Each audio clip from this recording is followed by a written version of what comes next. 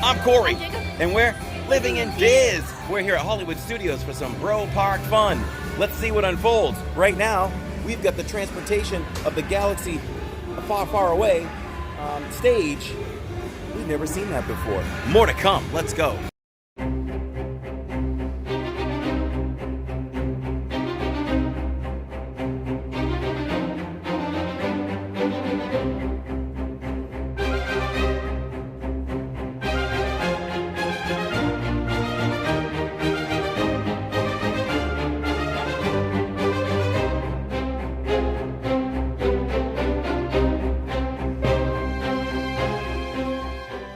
This is the point where the smack talking begins. The boy and I are at Toy Story Mania again. Who's gonna come out on top? Me.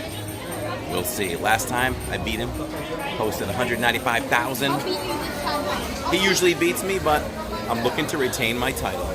Let's go. Do you have any last words?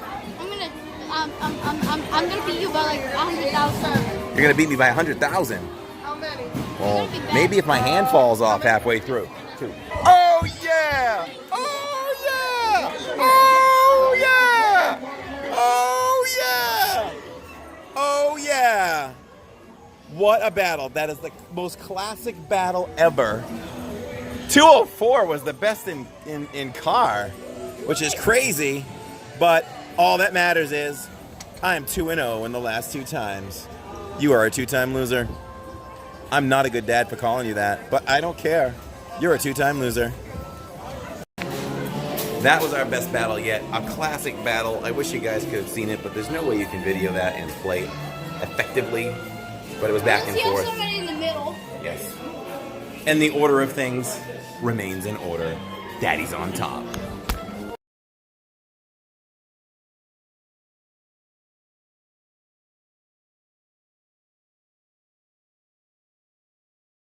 The theming here is so great. Yeah.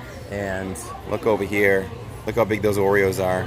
That's Jacob's normal nighttime snack. He would love to go over there and just gnaw on that for a while. And he'd be good.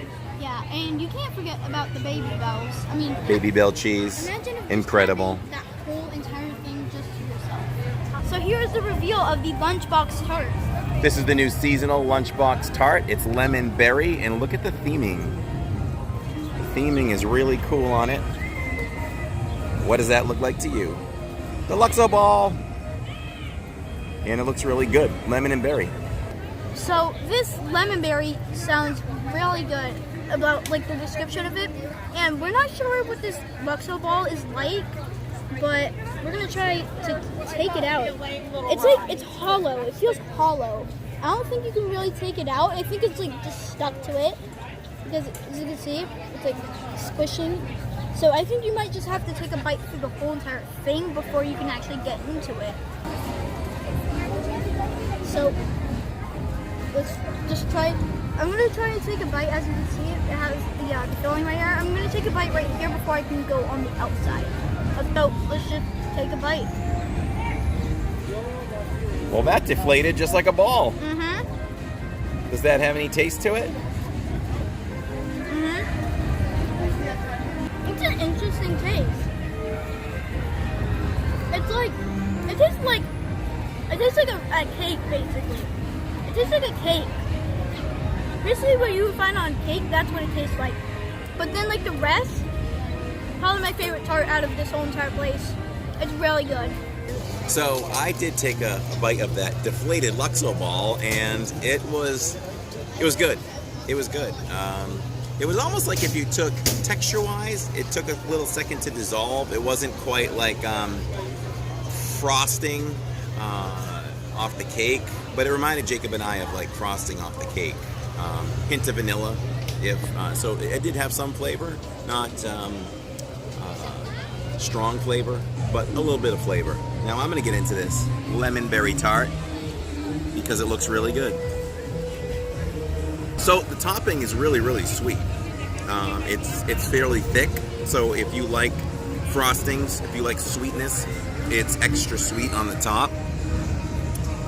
The blueberry is normal, probably like your standard blueberry that you'd get from a Pop-Tart. But I've said this before, and we've said this on the day Toy Story opened, that they're better than your normal Pop-Tarts. I feel like the pastry part of it is softer, fresher, not as hard as regular Pop-Tarts. So this is a great snack for under $5 that you can pick up. There's different flavors. There's chocolate. Sometimes they have strawberry. But right now this is the seasonal one, and I would recommend it. It's a good treat to pick up here in Toy Story Land at the Lunchbox. The final thing to mention is the other side of it had these little pearls, these little balls. So I'm going to pick one off and give it a taste test.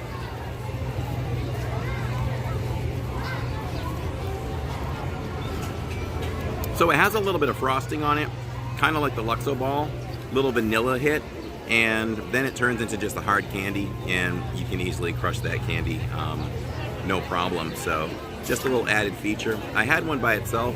Let's taste it all together, combined with everything. Texture-wise, they kind of pop in your mouth as you're chewing, so that's kind of cool. And it just adds a little bit of vanilla to the whole operation. So it's tying in the blueberry, the lemon. You've got the frosting, that's vanilla, and a little vanilla there on the little balls there, the little pearls. So if I were to rank this amongst the Mickeys on a scale of 1 to 5, I think that I would give it a solid, I'd give it a solid 4. 4 Me Mickeys too. for what it is. 4. For what it is. There's a million other snacks in Disney World that would far outrank this, but when we're talking about what this is, a simple pastry, I'd give it a 4. It's enjoyable, it's cheap. Don't second guess it. And see what the seasonal ones are, because they do change throughout the seasons. Scrimwalls abound. We are still awaiting you, Mickey.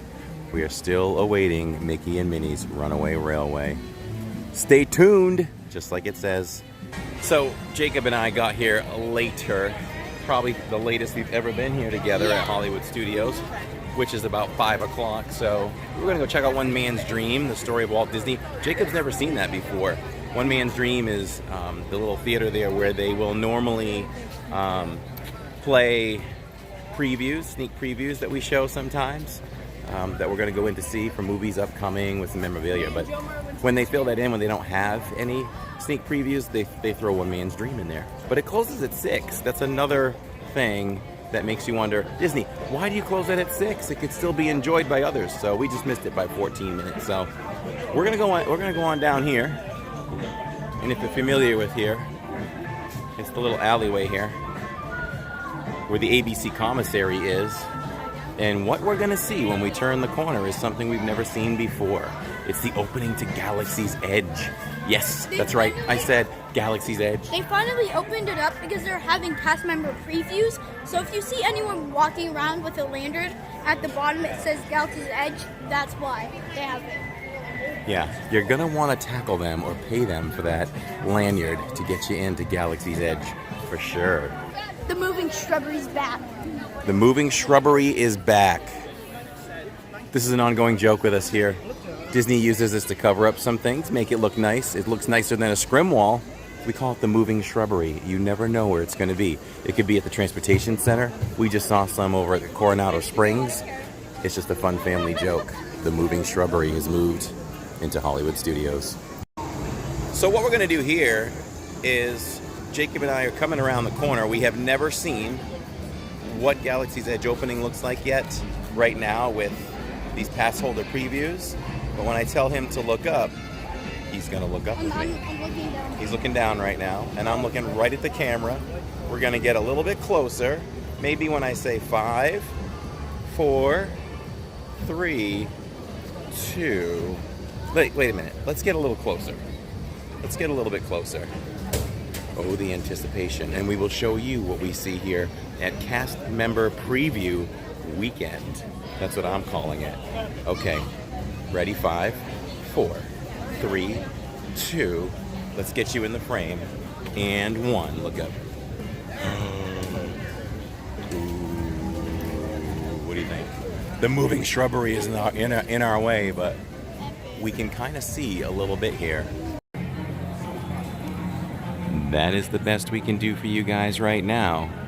We will be there. Look at the lighting and the cave-like entrance. we will be there August 29th. And you can share it with us, and hopefully you will share it with us. So we just talked to a cast member. Right behind us, the moving shrubbery, is, of course, Galaxy's Edge is opening. So we just got some useful information for us to use, and anyone else who's planning on coming on August 29th at opening.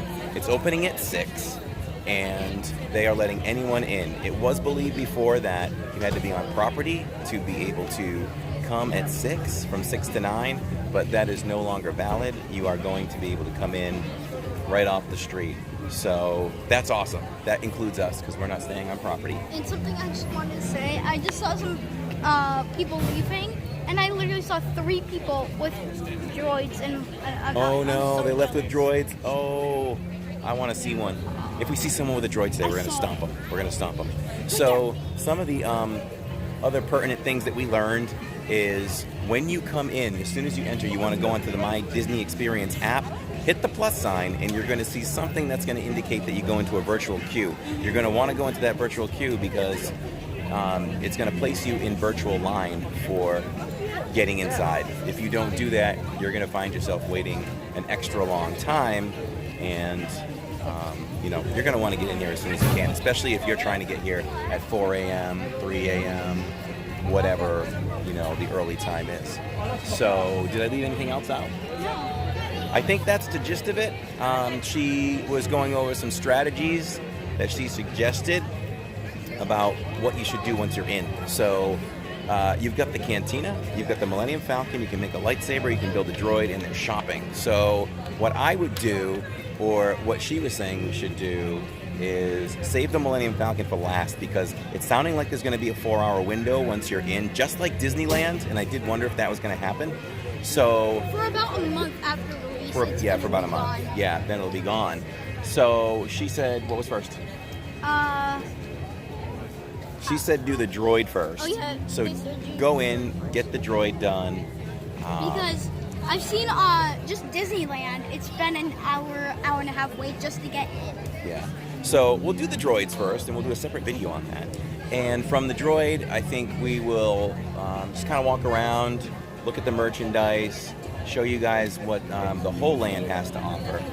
And we'll go into the cantina, maybe get a little something to eat, try something, and then save the Millennium Falcon for last. Because if you're in line and you're just about at the point where your 4 hours is up, they won't take you out of line. So that's the best use of your time, for sure. Follow that, and you'll be happy.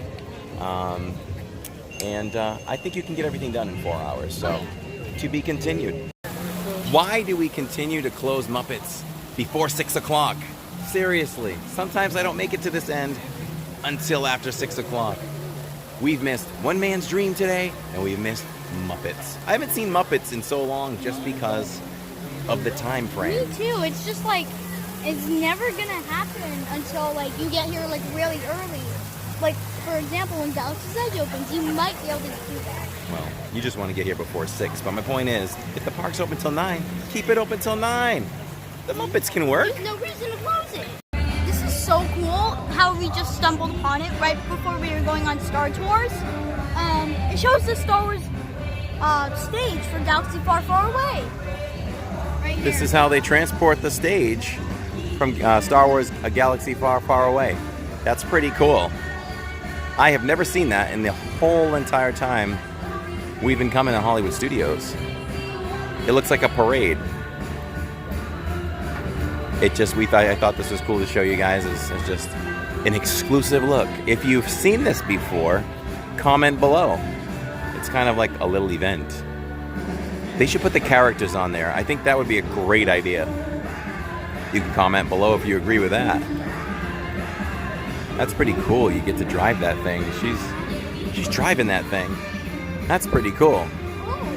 Very, very nice. As they deliver it right here by the Jedi training stage, the Jedi Temple. Very nice.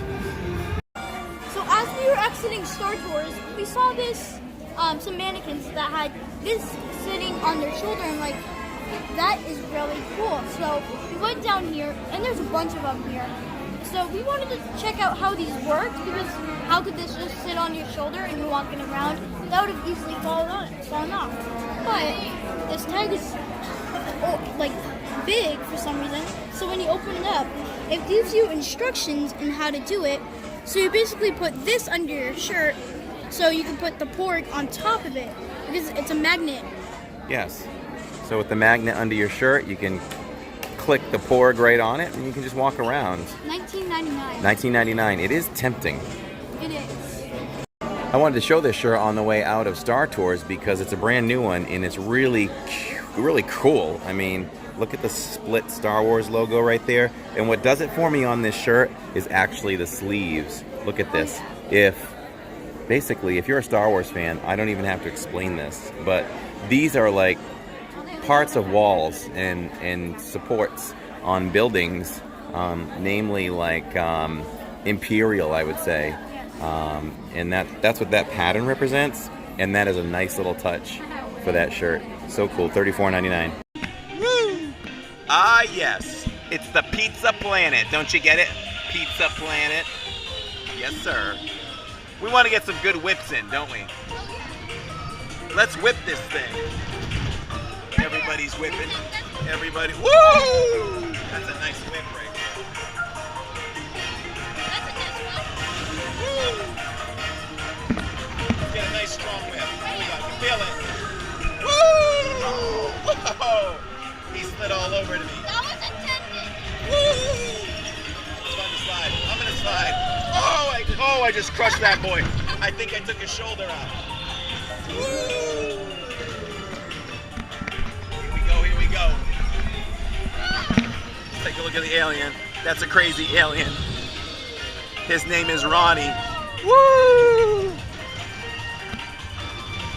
Back to the Pizza Planet. Whoa! Yes! What a whip! What a whip! I think that's a fresh mix of You Got a Friend in Me. Woo!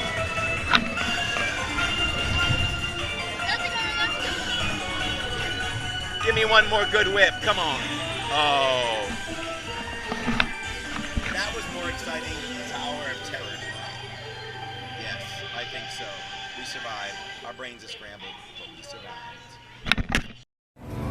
Yeah, I think so. Don't forget, there's Galaxy's Edge, and here's Baseline Tap House with all kinds of goodies to sit and hang out. It's a nice atmosphere. I love the lighting there. And here are some of the offerings here. It's good stuff, and it's open from 11 a.m. to 9.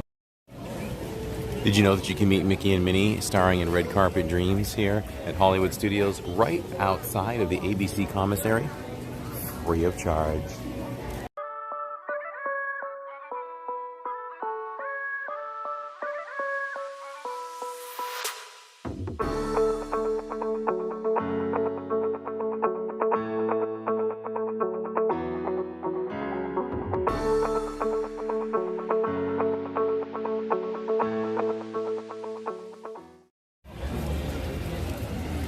The Dockside Diner here. Oops. The Dockside Diner here, which is open just across from Frozen, offers these types of items.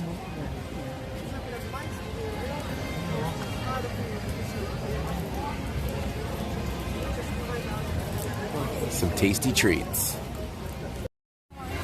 So, there's an advertisement for Maroon Cartoons with Baby Herman, Roger Rabbit, and Jessica Rabbit.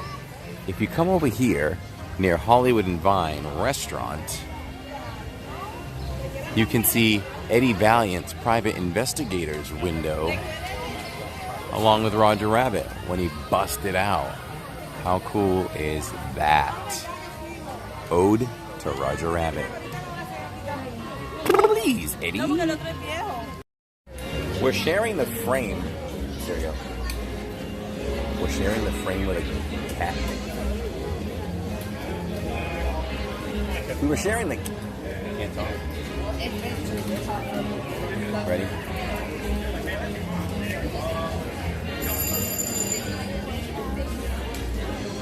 We're sharing the frame with a trash can. Why? We remembered something the other night on the couch, that Walt once said that he wanted a trash can every 15 feet so that people would have a chance to throw things away. We're going to count how many feet apart these trash cans are from Hollywood Boulevard down through Sunset. Let's go check it out. So there's the start position for us. Let's measure this out. My feet are about 1 foot, so let's check it out. I'm going to start from here. 1, 2, 3, 4, 5, 6, 7, 8, 9, 10, 11, 12, 13, 14, 15, 16, 17, 18, 19, 20, 21, 22, 23, 24, 25, 26, 27, 28, 29, 30, 31, 32. Let's see if they are... Now watch this. It's going to be different here. 1, 2, 3, 4, 5, 6, 7, 8, 9, 10, 11, 12, 13, 14, 15, 16, 17, 18, 19. 1, 2, 3, 4, 5, 6, 7, 8, 9, 10, 11, 12, 13, 14, 15, 16, 17. So I'm just going to stop there and tell you that there's no uniform to it. They're just scattered about at many different feet, right? Things you think of when you're in the parks too much. But just a thought, because, you know, it's just one of those things that Walt wanted. And so I don't know if Disney's put any thought or discussion any further after a certain period of time about the trash cans. But just something we thought of. And we thought it would have been cool if they were still 15 feet, but they're not. We would have maybe more to talk about. But I think it also alluded to when he was walking down Main Street and smoking, he felt like he needed to dump his cigarette about every 15 feet, I guess. Must be a really slow walker. So, end of experiment. On to more rides. What's prettier than Sunset Boulevard at sunset? Just enjoy the walk. Enjoy the walk here for a second. As we come through, as we head towards Tower of Terror, we're actually going to take a left and go enjoy some Rock and Roller Coaster. But I figured we would capture this sunset hanging over the Hollywood Tower Hotel and what it looks like right there. We get some of the most beautiful sunsets here in Florida. This one is no exception.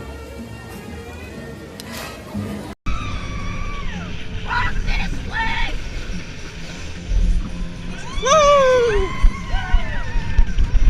Donuts!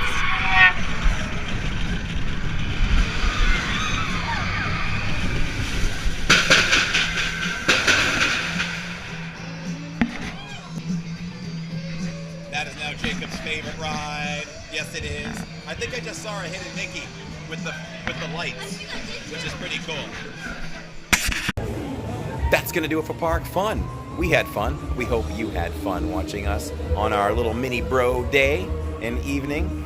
The bros love getting together now and then together. Just the boys. Just the boys. So we have a PayPal link down below if you'd like to donate to the channel and help us experience bigger, greater things for you to watch and enjoy. And we won't just waste that money. We'll save it toward better gear. All proceeds go to the channel and the channel only. And the Kids College Fund. Just kidding. So we also have Spreadshirt t-shirts down below. If you click on those, we've got some really cool logos. Looking like that one right there is one of them. All different forms. So Park Fun was fun. We hope you had fun coming along. That's what we like to do. And so for now, I'm Corey. I'm Jacob. And we're living in Diz.